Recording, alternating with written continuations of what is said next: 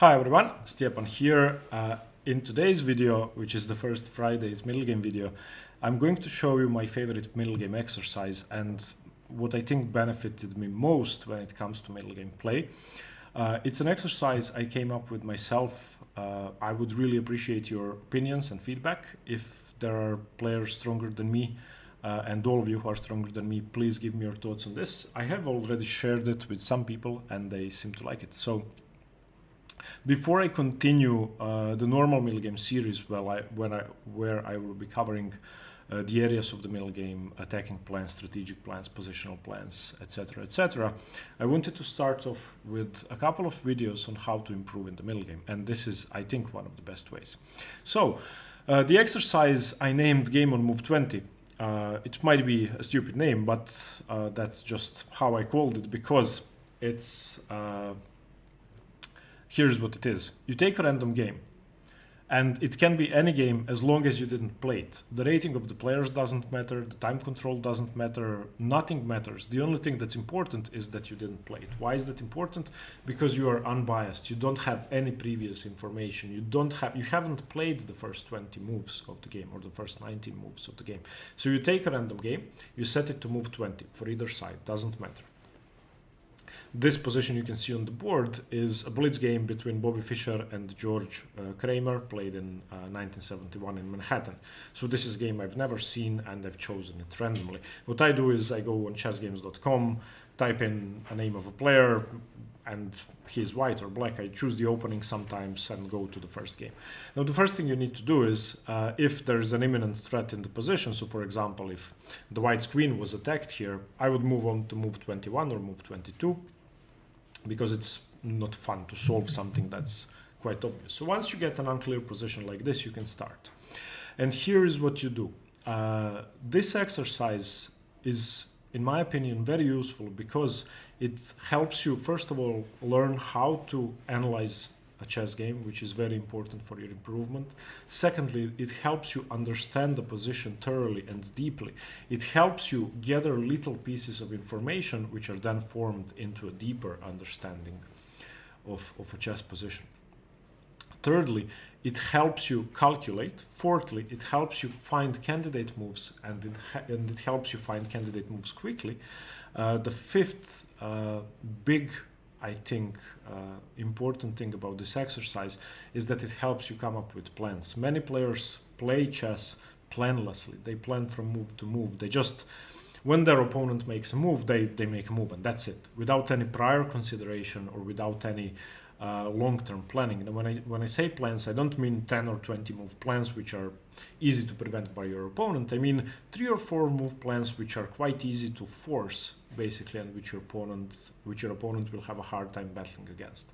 So I've seen in my own training that this exercise helped me. Now, unfortunately, I didn't do it a lot, especially recently, and I plan to change it. So this game, for example, you can find on Patreon in a PDF file. I've done the game on Move 20 exercise, so you can see an example of how I solved this. So let's get into it. So the basic thing about this is that you have to understand the position completely and you need to solve it. That may not be the correct word, but you need to solve it up to a point that you understand everything about it. And I think doing that will help you do the same thing quickly during your own games, or quicker than you used to do it. So what do? Step 1 of the exercise. You set it up on a board. You always do this with a notebook, a pencil, and the real board. You don't do it on your laptop. You don't do it with an engine. You do it on a real board and without moving the pieces. That's crucial. You need to create a tournament environment. Step 1. Before I start, everything should be written down. This is not something you think about. This is something you write down and then analyze later on. So when you write things down, it's more likely that you are going to learn better and that you are going to remember more. Okay, so step 1, general assessment of the position. You do it for both colors. You don't just do it for the side that is to move. You do it for both colors. And what you assess here is, first of all, material. So here in this position, both sides have 8 pawns. Both sides have a queen. Both sides have 2 rooks. White has a knight, black has a bishop. So I would write down material equal, material imbalance, knight versus bishop. King safety. You assess the king safety generally because it's quite hard to do it in the first few minutes of the exercise. Here, my first thoughts are, well, white's king is perfectly safe. The fact that black has moved the h-pawn up the board doesn't really threaten anything yet. However, rook h6, rook g6 could be some attacking ideas. The black king seems safe with 4 pawns around it, but with the 2 white rooks, with the knight on c4, with the queen perhaps being able to jump into f5 or into e3, and with these pawns, the black king seems quite shaky. So as soon as I look at the position, I'm thinking of ideas like knight e3 and then c4. And c4, c5, or b5 immediately, or a5 immediately. No, now, don't get lost in the moves here. This is just about king safety. So I would say white has a safer king. Black's king is unsafe because of the possibility of the pawn storm. Pawn structure. White's pawn structure is quite solid, especially around his king. No pawn weaknesses, no doubled pawns, no backwards pawns.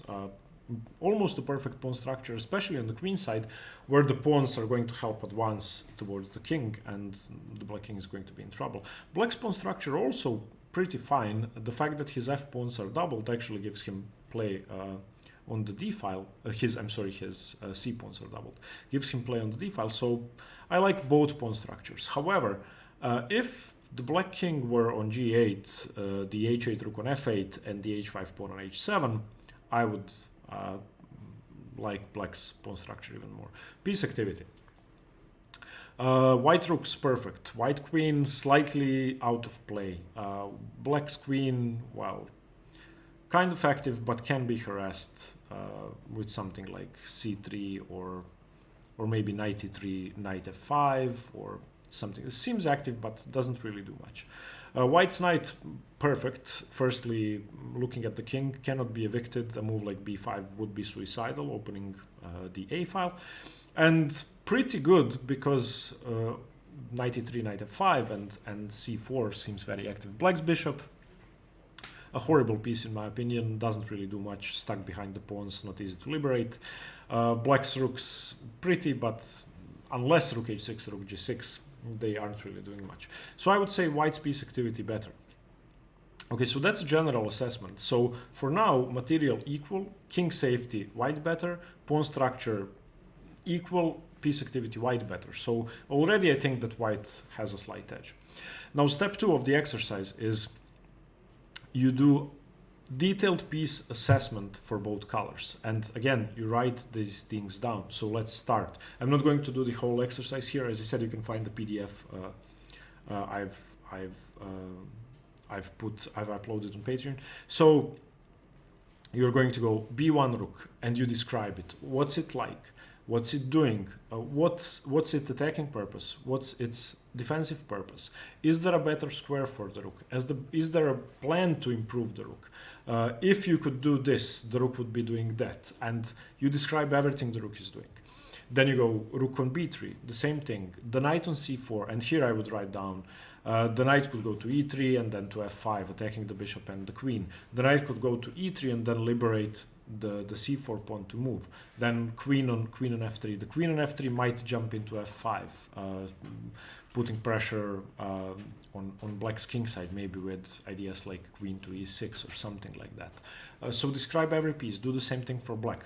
Here, it's very interesting to see what black does with the bishop. So I would spend, I think, at least 15 to 20 minutes trying to figure out what to do with the bishop on e7. That's a bad piece. So whenever there's a visually and practically a bad piece, then give it a bit more attention.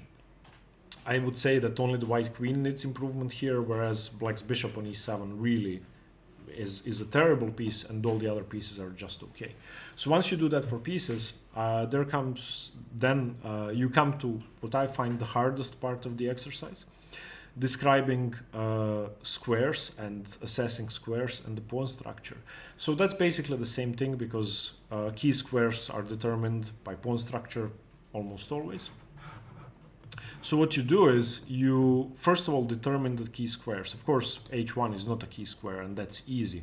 Whereas, of course, f5 is a key square because of knight e3, knight f5. Also, these are obviously key squares. This is a key square. This is a key square. This is a key square. So some of them are easy. The thing is, if you are unsure whether a square is a key square or not, so for example, in this position, is g6 a key square? I would say that it is, because firstly, it's a hole in black's position. It can be occupied by white pieces. Secondly, it's an infiltration point for the black rook. So it's a key square. So once you do that, you need to describe every square. Now, I know that sounds time-consuming. It is time-consuming. I won't lie to you. It's a very time-consuming exercise.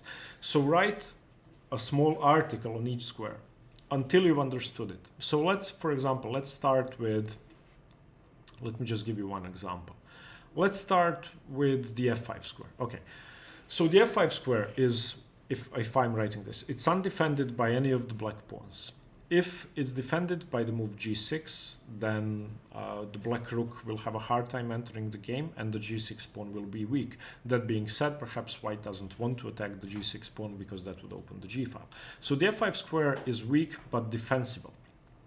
Okay, who can use and which piece can use that square? Firstly, queen f5 seems to be an improvement. Why? I'm not sure. I would have to assess that in detail, but the queen can jump into that square. More importantly, the c4 knight can jump into f5. So for example, as I said, knight e3, knight f5. If the knight comes to f5, then, well, of course, white doesn't really want to trade off his good knight for the bad bishop, but there would be pressure on g7, on the queen, on the bishop, and importantly, that would come with a tempo because c4 is possible. So you do that for every key square in the position. Once you've done that, you move on to what I think is the most useful part, and this is what Matej, my coach, gave me as homework 2 years ago, and I had to do that for 20 positions every day. So he would give me a random position, set it to some random move, and he would have me assess the position. He would have me assess it as a human and as an engine. What does that mean? You have to assess it as a human meaning who is better and why, or is it equal? So in this position, for this position, I'm going to say, now I didn't analyze it, I'm guessing, white is slightly better because he has a safer king, better attacking prospects, better minor piece, and more active rooks. I think that's quite clear. And those advantages combined mean quite a big advantage. If I had to assess this as an engine, I don't think all that combined is a winning advantage, but I don't think it's less than a pawn. So I'm going to say somewhere between +1 and +2. Now, this is just, I would spend way more time when actually solving this. Okay, step 5, creating plans. You don't only create plans for the side that is to move, you create plans for both sides. And this is very useful for developing prophylactic thinking. What do I mean by that? Let's start with black. I usually always start with the side that has just moved. So what would black do if he could move again? Which plan would black go for? So it doesn't have to be one plan. You can come up with 3 or 4 different plans if they are all viable, but generally there will be one prevailing plan. So in this position, I would firstly have to think about whether I want to go for a defensive plan or an attacking plan. Is white going to crush me? So often you're going to have to combine the 2 plans into your analysis to be able to understand the position. Now, on his last move, black played h5. I really don't think that black has time to seek counterplay on the king side when his king is in trouble. So if I had to follow up on h5, I would guess that the idea is rook h6. If it's not rook h6, then it has to be g5. So my first plan would be g5, g4. The problem is if g5, okay, let me just show you that. If g5, white would probably play queen f5, so that g4 doesn't come with tempo. So if g5, queen f5, g4, I could play h4, close the position down. No problem there. So that plan for black doesn't work. If I go rook h6, then white could still just go queen f5. And if g6, well, then I continue just queen f3. And I don't know, I don't see any attack happening. Then I would move on to defensive plans. Firstly, I have to start thinking about what white is threatening. So now let's switch to white plans. You can do them both simultaneously. So if I'm white, I want to break through. And I don't care what black is doing on the king side. I'm not afraid of his move h5. My plan is to attack. For white, obviously, you have to look for attacking plans here because defensive plans are unnecessary. Prophylaxis here is a waste of time. So to come up with a plan, I'm looking at what I want to do. The king is unsafe. There are no other weaknesses. So I'm going to find an attacking plan against the king. The first and the easiest way to create an attack is to open the position up around the king. Now it's obvious that both of my rooks are on the b file, so opening up the b file would be amazing. However, if I play something like a5, then maybe white can continue with the move b5, closing the position down. If I continue with b5, black could take both ways. So if something like b5, c takes b5, a takes b5, well, I'm going to open up one line. I'm not going to be opening up the b file, but I'll be opening up the a file. So is that good or not? I don't know. So I'm not quite keen on that plan. I don't think I should be trying to break through with my pawns just yet. My plan, the way I see it now, what I would do during a real game is I would move my knight away and get my c4 pawn into play. d3 is defended. I need another attacker so that I can go knight e3, c4, c5, in which case if b5 happens, I have the option of taking with the a pawn, or I could go knight e3, c4, a5, and if b5, I go cb5. At least open up the c file. Which is better, I don't know. So that would be my idea of a plan. I would, of course, again, spend a lot of time trying to do that. After coming up with plans for both sides, you should have a very good idea about the position. So what did we do? We described each piece and each important square in detail, and we came up with plans for both sides. So we have to understand this position already. This is impossible to do in 15 minutes. It's impossible to do by only looking at your next move. You are forced to understand the position this way. So now we come to the fun part, candidate moves and calculation. So you do this only for the side that is to move. You do this for white. So write down a list of candidate moves based on everything you are planning to do. So my candidates would be a5, b5, knight e3, knight d2, queen f5, maybe knight a5, I'm not sure. Knight a5 seems tempting. Knight a5, ba5, ba5, and is there a checkmate? I don't know. King c8, king d7. Seems that he is escaping, but I would definitely calculate that. Once you have your candidate moves, you calculate them. And here we are going to use the utopian method recommended by Alexander Kotov in How to Think Like a Grandmaster. Calculate one candidate, move on to the next one. Create a list, like which is better and why. So in order of importance or in order of quality of the move.